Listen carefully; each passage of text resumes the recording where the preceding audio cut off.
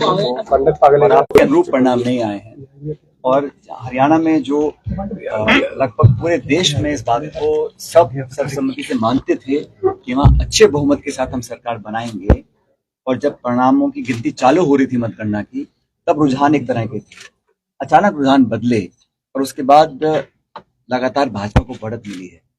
इस सिलसिले में अखिल भारतीय कांग्रेस कमेटी ने कल निर्वाचन आयोग में कुछ ज्ञापन दिए हैं 15-20 सीटों पे, जहां पे उनको आशंका थी कि उम्मीदवारों को संतुष्टि नहीं है मतगणना की प्रक्रिया से, तो उसका निराकरण निर्वाचन आयोग करेगा।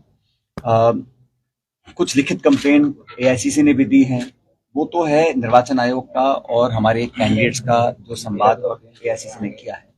लेकिन ये बात सच है कि उम्मीद से बिल्कुल विपरीत वहां परिणाम आए। मैं समझता हूं सभी लोग बोलते थे, मानते थे कि वहां पे 10 साल से जो सरकार थी उससे ना तो जनता खुश थी और ना शायद भाजपा खुश होगी, क्योंकि तभी 9 साल के बाद उन्होंने खट्टर साहब को वहां हटाया और एक नए मुख्यमंत्री को बनाया।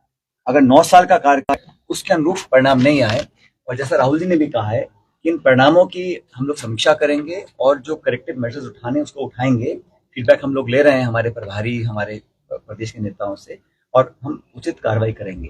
जम्मू कश्मीर के अंदर जो हमारा गठबंधन था इंडिया अलायंस का, वहां पर स्पष्ट बहुमत के साथ हमारी सरकार बनने जा रही है, इंडिया अलायंस की, एनसी कांग्रेस की।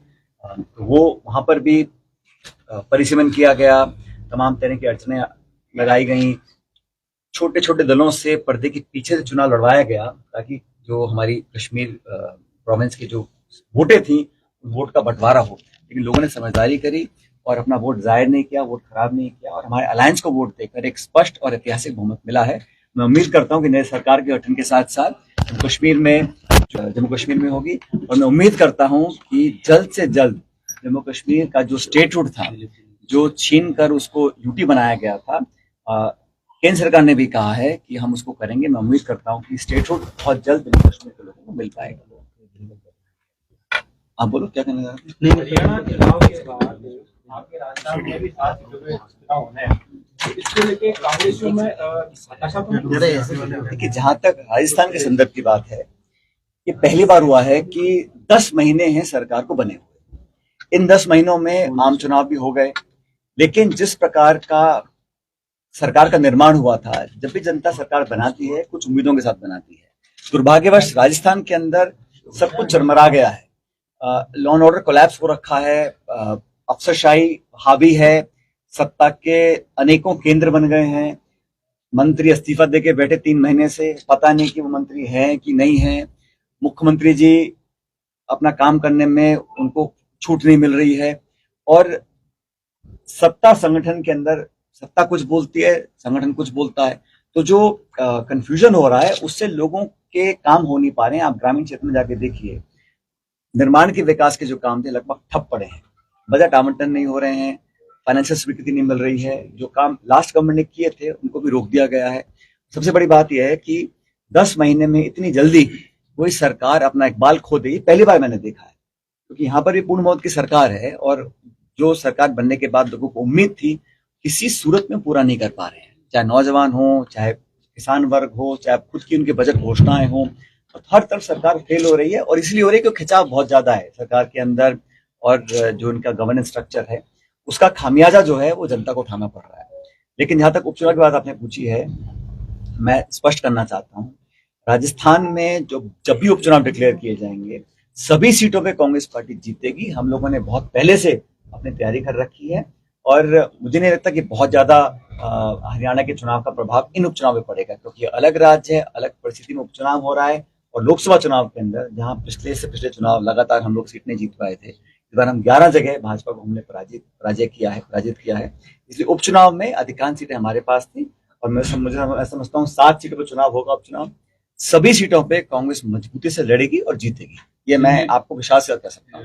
हरियाणा का चुनाव का महाराष्ट्र इलेक्शन होने वाले हैं। देखिए, ऐसा ये जो चर्चाएं हैं ये हमारे विरोधी दल करते हैं, लेकिन समझना पड़ेगा कि देश भर में भारतीय जनता पार्टी ने जो 10 साल का शासन किया है, ऐसा नहीं मैं मान सकते हैं कि एक चुनाव के, आप मत भूलिए हरियाणा के अंदर कांग्रेस पार्टी को लगभग 40% वोट मिला है, और लगभग इतना ही भाजपा को मिला है।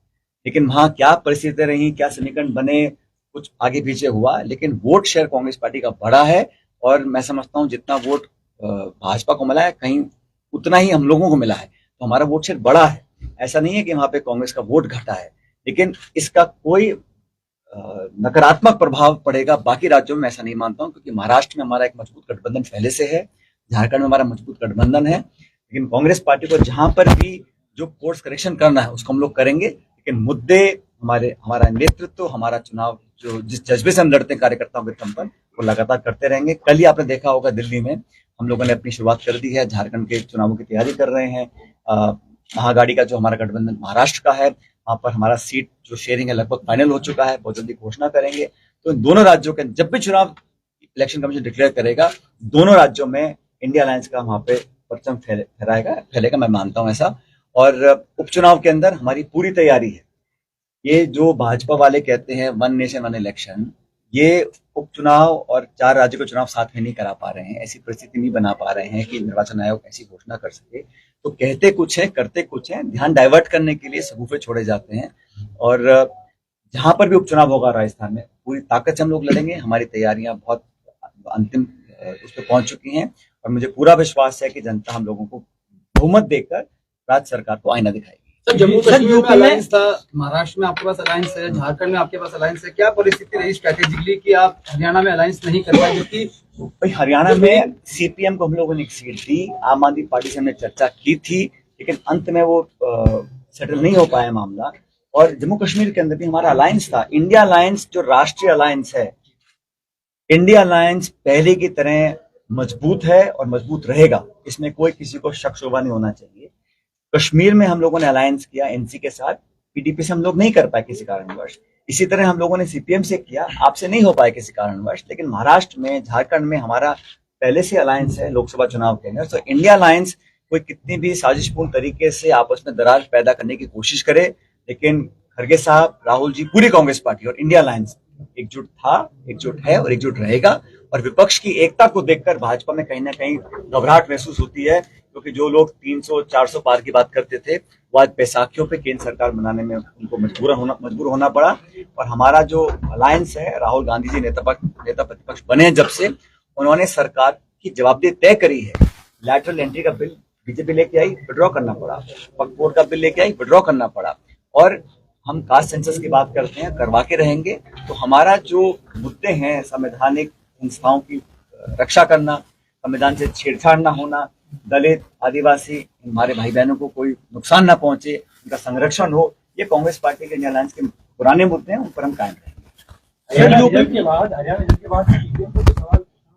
मैंने कहा ना, लिखित में हम लोगों ने बात की है इलेक्शन कमीशन से, और वो निर्वाचन आयोग को जो भी सवाल, सिर्फ कांग्रेस नहीं, कोई भी दल, कोई भी एनजीओ, कोई भी व्यक्ति अगर इलेक्शन कमीशन से कुछ सवाल पूछता है तो उसका संतोषजनक स्पष्टीकरण देना इलेक्शन कमीशन का दायित्व है। तो क्या कारण है अजमेर में संगठन की संरचना पूर्ण रूप से हो ही नहीं पा रही है, ब्लॉक तक ही सीमित रह पा रहे हैं? ऐसा नहीं है, अभी कमेटी गठित की है, मेरे ख्याल शहर में करी है, ग्रामीण में भी लोग करेंगे।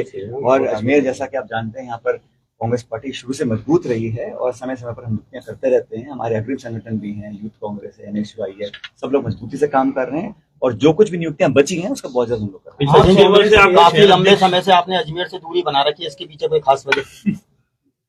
ये किसी को कल समय नहीं पालनी चाहिए, क्योंकि अजमेर से मैं यहाँ के लोगों की सेवा कर चुका हूँ 5 साल सांसद के रूप से। यहाँ से जो जुड़ाव है, जो अपनापन है, वो हमेशा रहेगा। और इसलिए आज मैं सब लोगों से मिलने अजमेर आया। क्या लगता है अजमेर की कांग्रेस एकजुट है? कांग्रेस पूरे देश में, पूरे प्रदेश में एकजुट है और एकजुट रहेगी।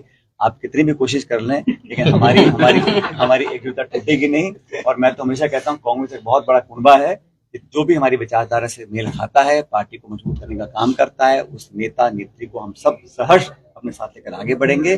और 4 साल तक इस राज्य सरकार और केंद्र सरकार को इनकी जवाबदेही तय करने के लिए, इन लोगों के जो वादे किए थे उनको पूरा करने के लिए। और मैं पूछता हूँ आज जनता से जाके कि 2 करोड़ रोजगार जनता को दिए कि नहीं दिए, किसान की आमदनी दुगनी हुई है कि नहीं हुई है। ये सारी जो खाई बढ़ गई आज अमीर गरीब की, उस पर जवाब देने को तैयार नहीं है। चुनाव में हार जीत तय नहीं करती है कि हम अपने मुद्दों से भटक जाएं, या जिन चीजों में हमारा कन्विक्शन है उसको हम परे कर दें। हम लोग अपनी बात पर अड़िग रहेंगे। हर शोषित, दलित, पिछड़ा, गरीब, नौजवान, किसान, महिला, उन सब के साथ कांग्रेस पार्टी, हमारे कार्यकर्ता पहले भी खड़े थे, आज भी खड़े हैं। आप कांग्रेस के मास लीडर हैं।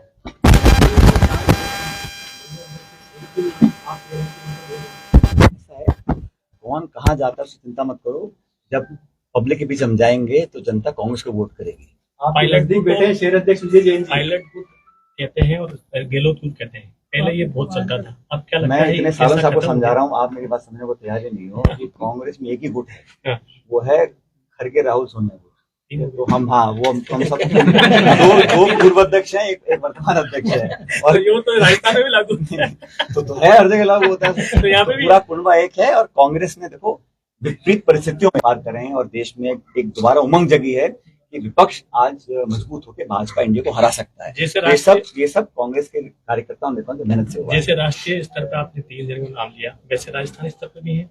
मैंने कहा ना आपको, आप कितनी भी कोशिश कर लो, हमारा पार्टी, हमारा कुनबा, हमारा मकसद एक है और एक ही रहेगा। जलेबी पहले जब बीजेपी जब भी कोई जीत का जश्न मनाती थी लड्डू बांटती थी, अब जलेबी बांट रही है।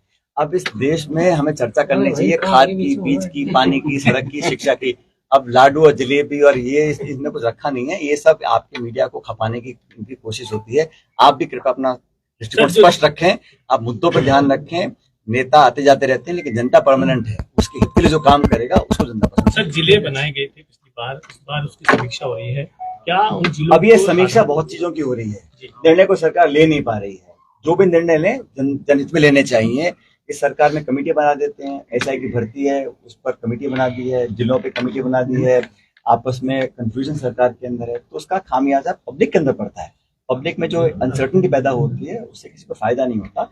मैं तो चाहता हूँ सरकार जनता के हित में निर्णय ले, और पिछली सरकारों ने जो भी काम किए, अगर आप उसको बेहतर नहीं कर सकते तो उसको कम करने का नहीं काम करना चाहिए सरकार को।